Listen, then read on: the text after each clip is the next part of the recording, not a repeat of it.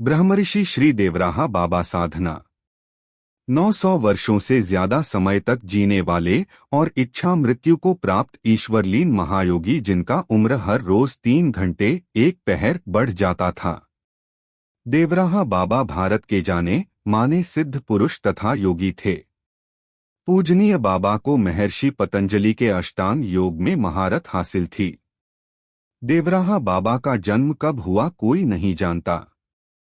वह उत्तर प्रदेश के देवरिया जिले के रहने वाले थे। उनकी उम्र के बारे में कुछ भी कहना मुश्किल है। कुछ लोगों के अनुसार वे 900 साल तक जिंदा थे। बाबा अपने भक्तों के लिए पूजनीय थे। इनके भक्त पूरी दुनिया में फैले हुए हैं।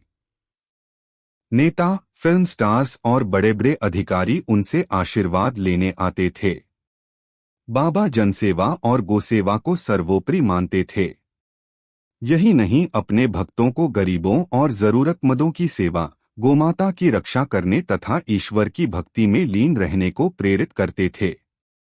बाबा शुद्धता, ईमानदारी तथा सात्विकता पर विशेष जोर देते थे। उनका मानना था कि इसके बिना ईश्वर की प्राप्ति संभव नहीं है। वे कहते थे कि श्री कृष्ण तथा श्री राम की धरती होने के कारण भारत बहुत पवित्र स्थल है तथा अपने देश की रक्षा करना हर देशवासी का परम कर्तव्य है। उन्होंने कई सालों तक हिमालय में महावतार क्रिया बाबाजी के साथ तपस्या की। उसके बाद देवरिया जिले के सलेमपुर शहर से कुछ दूरी पर सरयू नदी के किनारे रहकर राम नाम लेते थे। श्रद्धालु उनके बारे में कहते थे कि वह अपने पास आने वाले सभी से बहुत प्यार से मिलते थे और प्रसाद देते थे। वे लोगों को प्रसाद देते थे जबकि मचान पर कोई प्रसाद नहीं रखा होता था। बाबा जल पर भी चलते थे और अपने किसी भी गंतव्य स्थान पर जाने के लिए उन्होंने कभी भी सवारी नहीं की और न ही उन्हें कभी किसी सवारी से कहीं जाते हुए देखा गया। बाबा अपने इच्छा मात्र से कहीं भी आ जा सकते थे और कुछ भी प्राप्त कर सकते थे। उन्हें अद्भुत कलाएं आती थीं। बाबा जानवरों की बोली समझते थे। जंगली जानवरों को भी अपने वश में कर लेते थे। बाबा सन्यासी थे तथा वह सादा जीवन जीते थे। वह सुबह ही स्नान कर ईश्वर की साधना में लीन हो जाते थे। उसके बाद अपने मचान पर बैठकर भक्तों से बात करते और उन्हें उपदेश देते। वह सभी कुंभ मेलों में जाया करते थे। वहां कुछ फीट की ऊंचाई पर बैठकर लोगों को उपदेश दिया करते थे। उनके बारे में एक अनोखी बात यह थी कि वह भक्तों के मन की बातें जान लिया करते थे। बाबा से आशीर्वाद लेने तत्कालीन प्रधानमंत्री इंदिरा गांधी सहित सभी बड़े नेता आते थे। उनके भक्तों के अनुसार बाबा को सब पता रहता था कि कब कौन कहाँ उनके बारे में चर्चा हुई। वह अवतारी व्यक्ति थे। उनका जीवन बहुत सरल और सौम्य था। वह फोटो कैमरे और टीवी जैसी चीजों को देख अचंभित रह जाते थे।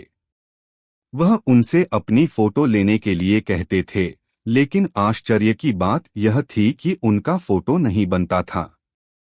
वह नहीं चाहते तो रिवाल्वर से गोली नहीं चलती थी। उनका निर्जीव वस्तुओं पर नियंत्रण था। बाबा हठयोग में पारंगत थे, इसलिए उनसे लोग हठयोग सीखने भी आते थे। वह हठयोग की सभी मुद्राएं सिखाते थे। योग विद्या के भी वह अच्छे जानकार थे। ध्यान, योग, प्राणायाम, त्राटक, समाधि में उन्हें महारत हासिल थी। जनमानस को वह अपनी प्रतिभा से सबको चकित कर देते थे। उन्होंने अपने जीवन में बहुत दिनों तक साधना की थी। बाबा की खेचरी मुद्रा विशेष प्रकार से चर्चित थी। इसी के कारण वह बिना किसी आवागमन के कहीं भी कभी भी चले जाते थे और इसी कारण उनका उम्र हर रोज 3 घंटे 1 पहर बढ़ जाता था। उनके आसपास उगने वाले बबूल के पेड़ों में कांटे नहीं होते थे। हर तरफ खुशबू फैली रहती थी। देवराहा बाबा को खेचरी मुद्रा पर सिद्धि थी, जिससे वे अपनी भूख तथा उम्र पर नियंत्रण कर लेते थे। पेड़ पौधे भी उनसे बात करते थे। उनके अनुयायियों का मानना था कि बाबा को दिव्यदृष्टि की सिद्धि प्राप्त थी।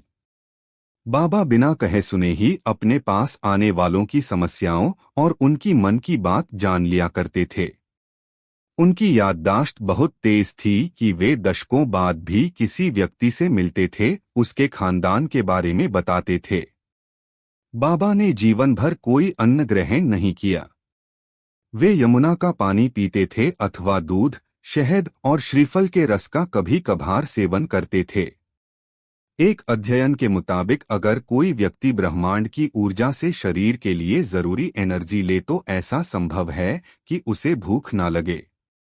1911 में जॉर्ज पंचम जब भारत आया था तब वह बाबा से मिलने गया था।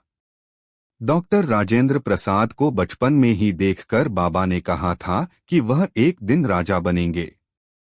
बाद में राष्ट्रपति बनने के बाद उन्होंने बाबा को एक पत्र लिखकर कृतज्ञता प्रकट की और सन 1954 के प्रयाग कुंभ में बाकायदा बाबा का सार्वजनिक पूजन भी किया।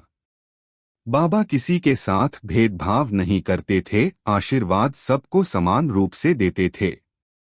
ऐसा माना जाता था कि उनका आशीर्वाद हर रोग की दवाई है।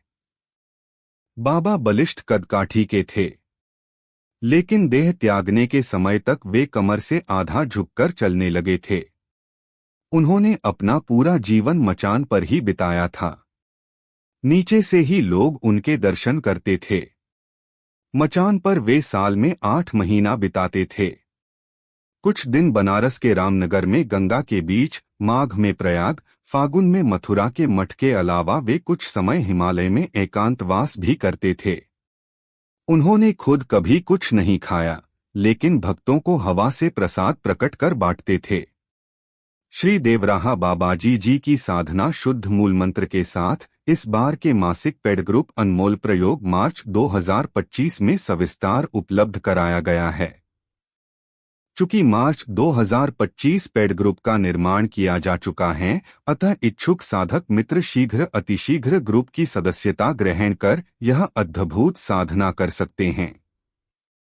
ग्रुप की सदस्यता के लिए अभी संपर्क करें, व्हाट्सएप करें 6200825679। धन्यवाद। आप सभी का चहेता शुभम कुमार राजयोगी, मंत्र वैज्ञानिक, ज्योतिषज्ञ और होम्योपैथ।